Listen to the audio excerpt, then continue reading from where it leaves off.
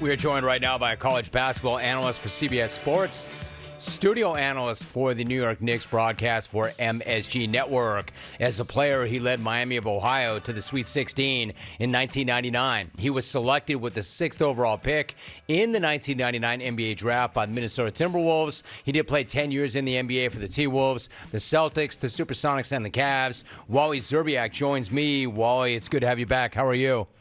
I am great. How you doing, Jim? Always fun to talk to you. Appreciate you, dude, very much. Hey, Wally, how bat bleep crazy is this tourney, and have you ever seen anything like it?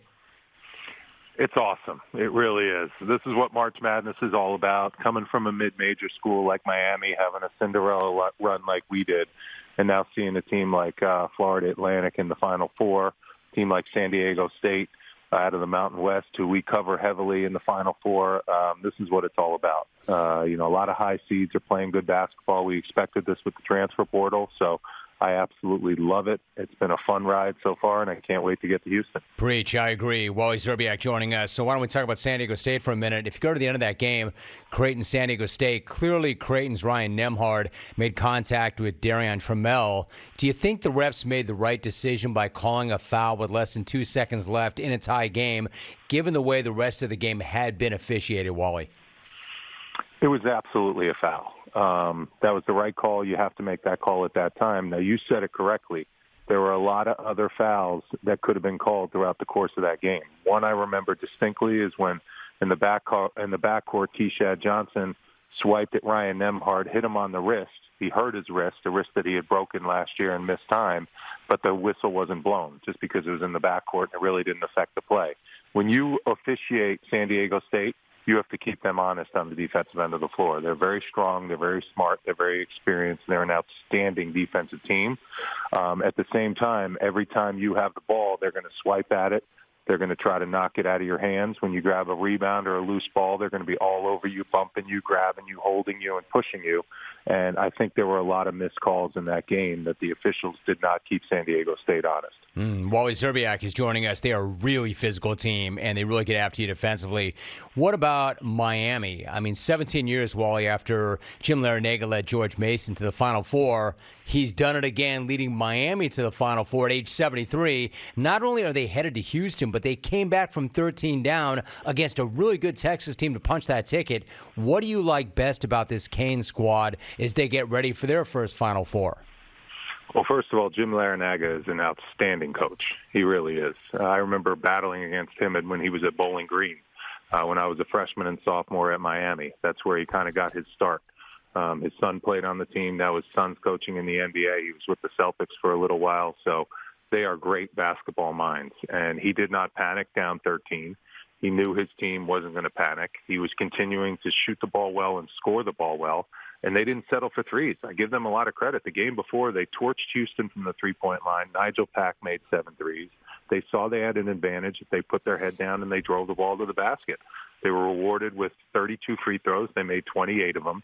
They attacked in the mid-range. Isaiah Wong is one of the best mid-range scorers in college basketball. And they just continued to be the aggressors. And I always learned Flip Saunders, the late great Flip Saunders as a coach. He said the more aggressive team will get the benefit of the doubt from the referees. And they continued to put their heads down and attack, got themselves to the free throw line. I think Texas was scoreboard watching a little bit.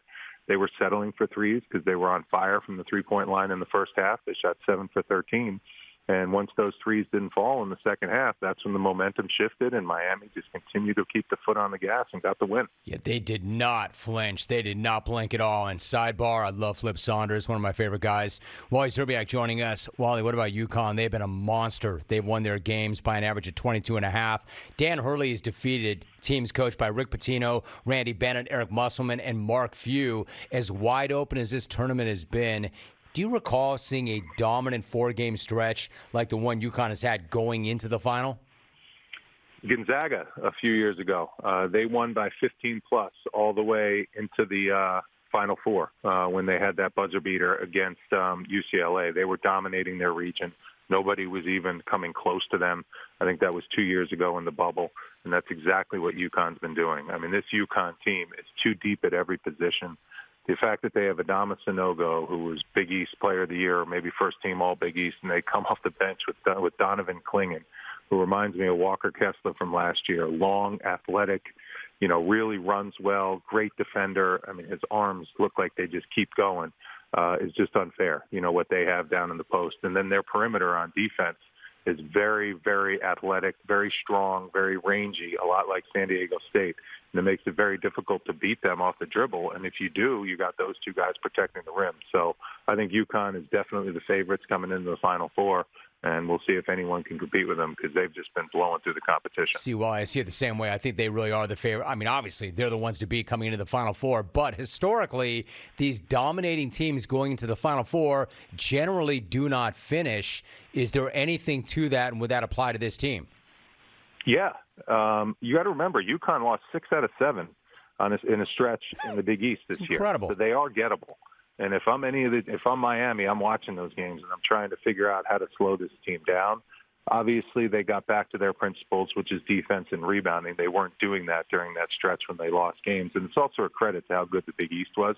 The Big East was just a joy to watch this year. There were a lot of good teams in that league, a lot of good coaches in that league. So they were really pushing UConn at that point, and I think that made them better. But I think there's a blueprint to beat them. I think you have to try to keep the game close with UConn. I think in a close game, they struggle to score because Hawkins is more of a catch-and-shoot guy. They don't really have a pick-and-roll playmaker. Tristan Newton's pretty great defender at the point guard position. He's got great length, but he's not really a scorer. He's more of like a roll guy that's a great defender and a glue guy. And then sometimes when you need to score down in the post with Sanogo, it's tough to get a guy the ball down the stretch with how physical the games can be. So the key to beating UConn is keep the game close, just like Miami's been showing that they're really good down the stretch of games. They have guards that can finish. I appreciate that. So they are the ones to beat, but they're gettable. Wally, I had Dusty May on earlier this hour. What do you make of Florida Atlantic? I mean, they're headed to the Final Four for the first time in school history as a 9. They had never even won a tournament game before, but they did win 35 games this year. What's curious to me, Wally, is they don't have anybody on that team averaging more than 14 points and only 3 who are averaging more than 10. What's that say about how well Dusty May has coached this team without having that one legitimate go-to guy who can consistently take over games and get you buckets when necessary? It's impossible to prepare for them because they have guys coming off the bench that can be their leading scorers. The key to that team is Vladislav Golden. I mean, he transferred in from Texas Tech, so he is legit Power 5, size. That guy in the middle protects the rim, plays a lot like, some of the big men on UConn.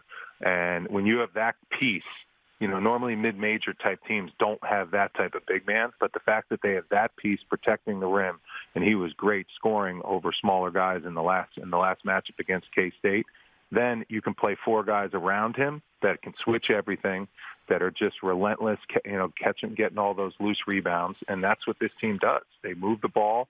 They're strong. I mean, the power that those guards have is impressive. Elijah Martin, I love his game. He's built like a brick. I mean, that guy is strong. He's tough to get around. They're built a lot like San Diego State. They're a little bit older team.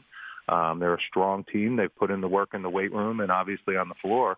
So that's what makes them so good. And they can, no doubt in my mind, can they cut down the nets in Houston. Wally Szczerbiak breaking it all down for us. Before you go, I'd really like to get your thoughts on Kansas State's Marquis Noel. He backed up his tournament record, Wally, 19-assist game in that Sweet 16 win by going 30 points and 12 assists in the loss to FAU. I mean, this dude was just electric and all heart. That said, the association is a different deal. You know the league as well as anybody. Do you think that the 5'8" Noel projects in the NBA? And if so, how well? What's his future look like to you? Well, there's, Jose Alvarado has made a great career for himself in the NBA, but he's done it with his defense. The key with Marquis Noel is how can he defend? You got to remember a guy like Jimmer Fredette was an incredible scorer in the NCAA tournament and in college. And then when he got to the NBA, he was a high draft pick. He was 10th pick in the draft. He just couldn't guard his position. That's going to be the key for Marquis Noel. Can he guard his position?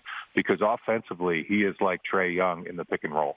I mean, he sees angles, he sees passing lanes. He's outstanding in commanding a team and running a team. And he's also a great shooter who can shoot out to 30 feet. So the offensive part is not an issue with me. It's just going to be on the defensive end. Can he defend his position at that size? Remember a guy, Earl Boykins, who I played against back at Eastern Michigan and Miami of Ohio? He had a great NBA career with the Denver Nuggets and a couple other teams, but he was more of a scorer. That was his job off the bench, kind of like a Vinnie Johnson microwave type. So we'll see. I think there's a place for a guy like that somewhere on a roster. But it'll be to be determined whether or not he can defend his position. Boykins had a really nice career. Really quickly, Wally, because you know the Knicks as well as anybody. You cover them. What do they look like to you? Like in Julius Randle, you've got a guy averaging a double-double. You've got Jalen Brunson, who I think was a great pickup. Are they built to not only make the postseason but do damage once they get there this year? Well, if they hold on to the 5 seed, I think they have a chance against Cleveland. I think they would struggle against Embiid and Harden in the playoffs. I think Philly, if they're the 3 seed and the Knicks are the 6 seed, that would be a tough matchup for them. Listen, they've had a really, really good year. I mean, I think they've really outkicked expectations. Julius Randle bounced back after a tough year last year. He's probably going to be All-NBA second or third team, made the All-Star team, and Brunson has solidified the point guard position, which the Knicks haven't had in years. And he's transformed the franchise with that offseason free agent signing. So the Knicks are in a good place. Their roster is young, 23 and a half years old is their average age for their roster. So the future's bright. They have some cap room. They have some draft picks, and they just need to continue to get better. And this year was a great step in the right direction. Hey, Wally, you're always great, but never better than right now. Really appreciate you, Wally. Thanks so much. Anytime, Jimmy. That's how you close the show, man. What a great job, Wally Szczerbiak. Awesome job, all class. Great analysis. And still looks better than anybody ever. Wally Szczerbiak. Love it. For the ones who get it done, Grainger is offering supplies and solutions for every industry as well as access to product experts ready to answer your toughest questions. Call or click Grainger.com or stop on by. That's a good start to the week right there. Well done, everybody. Have a tremendous day. See you tomorrow. We're out.